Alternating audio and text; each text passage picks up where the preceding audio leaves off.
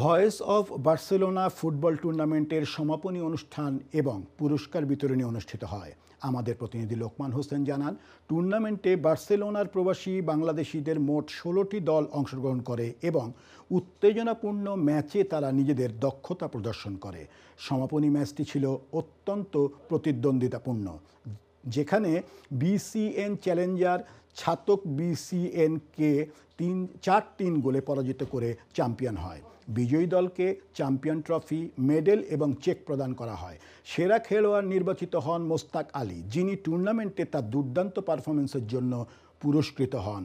এছাড়াও খেলার নানান বিভাগে আরও পুরস্কৃত হন বিভিন্ন খেলোয়াড়, যাদের মধ্যে ফাইনাল ম্যাচে সেরা গোলরক্ষকও রয়েছেন।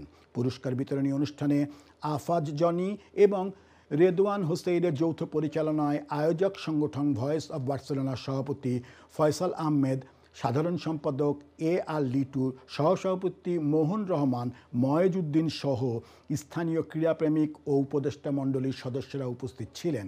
তারা এ ধরনের ইভেন্টের প্রতি আগ্রহ ও সমর্থন প্রকাশ করেন।